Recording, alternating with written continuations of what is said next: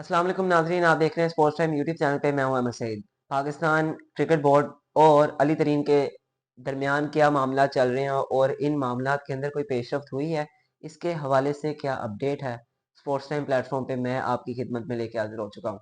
तो इस पे आप इस चैनल पे पहली दफ़ा आए हैं तो सब्सक्राइब कीजिए, वरना रेगुलर देखते हैं तो पूरी वीडियो को देखिया करें। और साथ ही कोई कमेंट आपका हो तो वो आप अपनी राय और अपना ओपिनियन ज़रूर कमेंट सेक्शन बॉक्स में दिया करें। मैं देखता हूँ और मैं रिप्लाई भी करता हूँ। साथ ही साथ बात करेंगे, पीसीबी ने एनओसी दे दिया प्लेयर्स को, किन को नहीं मिला, इसके ऊपर बात होगी। साथ ही साथ पीएसएल कंट्रोवर्सी क्या चल रही है, और एक गुड न्यूज़ है, दो सिटीज जो है इंक्लूड होने जा रहे हैं। सलमान नसीम ने इसके ऊपर जो है ग्रीन सिग्नल दे दिया। वो कौन से दो शहर हैं जो कि इस आपके नए डिकेड ऑफ पीएसएल के बाद जहाँ पे दो नई टीमें आ रही हैं, तो वहाँ पे दो नए सिटीज भी अब पाकिस्तान क्रिकेट बोर्ड और पाकिस्तान सुपर लीग की मैनेजमेंट अनाउंस करने जा रही है। वो कौन से हैं वो भी इस वीडियो में बताऊंगा। साथ ही साथ पाकिस्तान साउथ अफ्रीका जो टी20 सीरीज है, उससे पहले लगा है बड़ा धचका साउथ अफ्रीका टीम को, क्या हुआ इसके ऊपर होगी बात। पिंक जर्सी पाकिस्तान क्यों पहनेगा, इसके ऊपर भी थोड़ी सी बात करेंगे। तो इससे पहले चैनल को सब्सक्राइब करें जनाब। सबसे पहले the hot topic, the major topic and the main topic जो इस वीडियो का रहेगा। हमने देखा कि आपको देखने को मिलता है कि ये किस किस्म का आगाज आपको मुल्तान सुल्तान और पाकिस्तान सुपर लीग की जानिब से एक बचकाना और हरकतें जो हैं मंजर आम पर आई लोगों के सामने।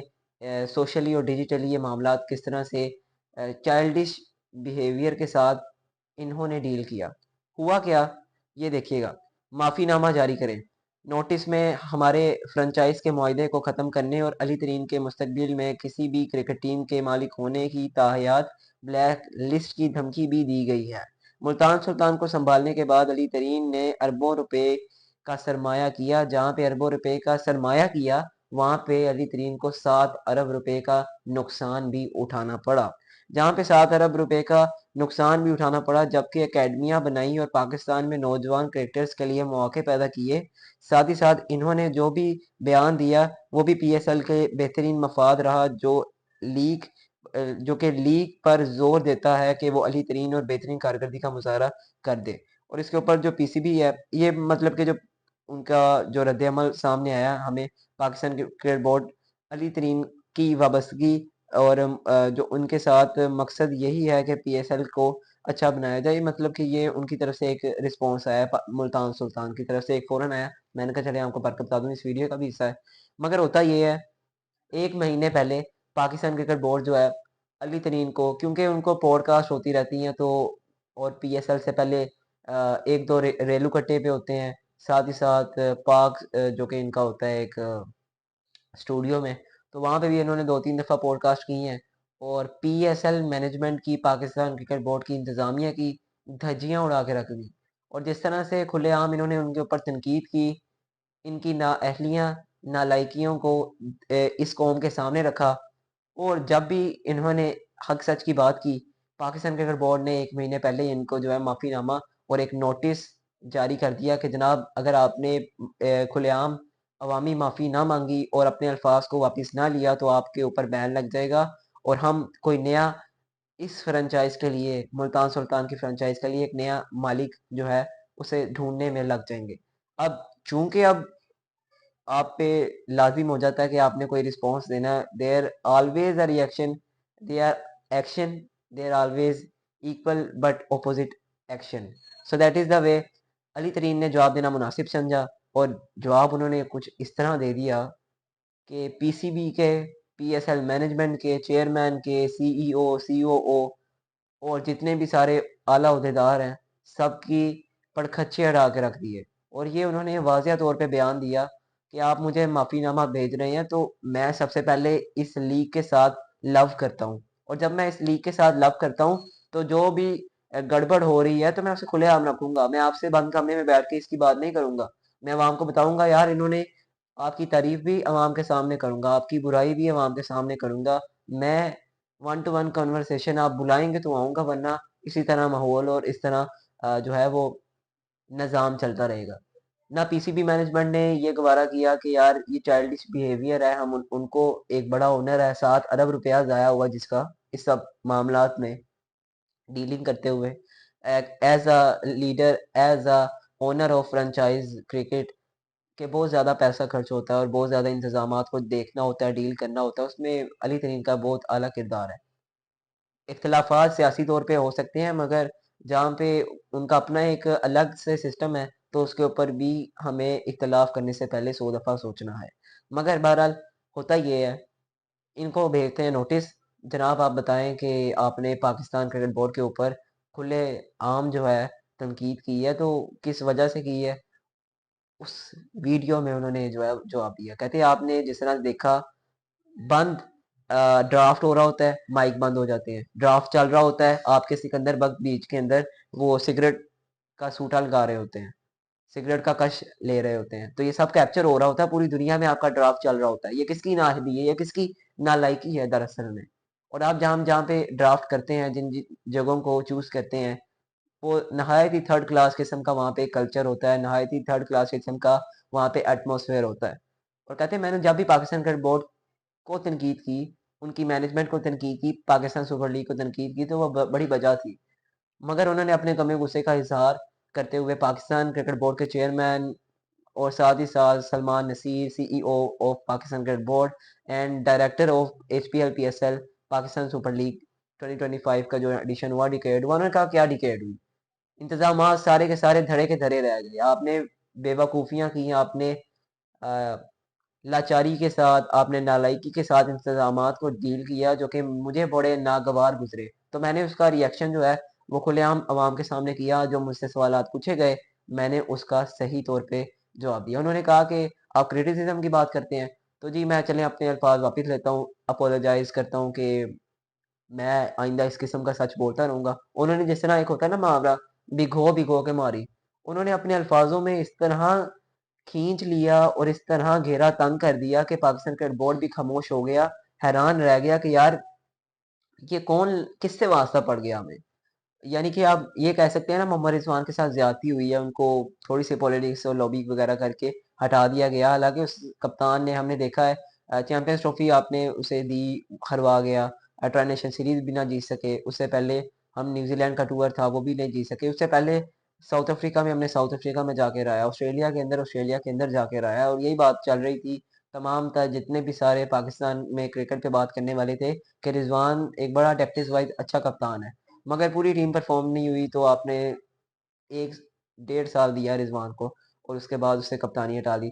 वो तो एक सेंट्रल कॉन्ट्रैक्टेड प्लेयर है, इसलिए वो एतराज नहीं करेगा। मगर जो अब आपकी, हर बंदा तो अब आपके काबू में नहीं ना रहता।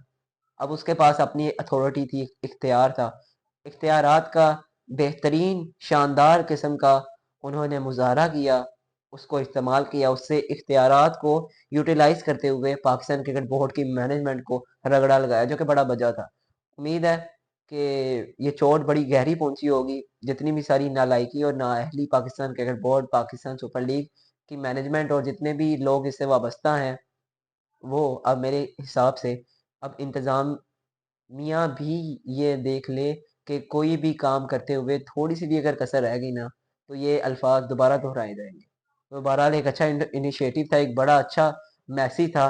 उन्होंने जब ये फाड़े ना, इस तरह करके उन्होंने कागज ही फाड़ दिया जो वार्निंग लेटर था। अब हुआ क्या है इस टाइम, ये सिचुएशन इस टाइम चल रही है कि पाकिस्तान क्रिकेट बोर्ड ने नए, यानी कि इनको तो ब्लॉक कर दिया, सस्पेंड कर दिया है, और इनका जो नाम था वो खारिज भी कर दिया है। जितने भी सारा लिस्ट में से मुल्तान सुल्तान फ्रेंचाइज में जो अली तरीन उनके जितने भी सारा आपका होता है रेवेन्यू वगैरह और जितना भी आपका मालकान का होता है, इनको रिजेक्ट कर दिया है। और अब एक नए मालिक के लिए 2 से 3 जो आपके सरमायाकार बिजनेसमैन हैं, उनकी तलाश में पाकिस्तान क्रिकेट बोर्ड इस टाइम जो है वो काम कर रहा है। और वो 2 से 3 दिन लगेंगे और देर नहीं करेगा पाकिस्तान क्रिकेट बोर्ड, क्योंकि बड़ी बिस्ती हुई है चेयरमैन की। और जिस तरह से अली तरीन ने कागज़ फाड़ा, उन्होंने कहा I hope you like this video, और उन्होंने वार्निंग लेटर फाड़ा। और ये डायरेक्ट मैसेज था चेयरमैन मोहसिन नकवी को, और वो भी कहते होंगे कि किससे ये वास्ता पड़ा कि अब ये भी हमारे काबू में नहीं है। तो वो अपने इख्तियारात का बड़ा बेहतरीन इस्तेमाल करते हुए उन्होंने काम किया, जो कि किसी किसी में ये पानी और हिम्मत होती है तो उन्होंने बड़ा इस्तेमाल किया। आई अप्रिशिएट दिस, क्योंकि जहाँ पे ना अहली होती है ना लायकी होती है, उसे हमने बताना होता है, और जो नहीं बताता वो अपने ओहदे के साथ इंसाफ नहीं कर पाता। कमिंग टू द पॉइंट, अब नए मालिक के लिए अली तरीन को सस्पेंड कर दिया गया है। उनकी जो रुकनीत थी उसको मनसूख करके मूव ऑन किया गया है। अब पाकिस्तान क्रिकेट बोर्ड और पीएसएल की इंतजामिया मुल्तान सुल्तान के लिए एक नया मालिक तलाश करेगी। नेक्स्ट खबर हमारे पास मौजूद है जनाब। पीसीबी ने एनओसी जारी कर दिया है, जो कि आपकी 7 दिसंबर को बिग बैश लीग 2025 शुरू होनी है। उसके लिए शादाब खान को, बाबर आजम को, हसन अली को, शाहीन शाह अफरीदी को, मोहम्मद रिजवान को एनओसी जो है वो दे दिया गया है कि आप जाएं, जाके लीग क्रिकेट खेलें और इंजॉय करें।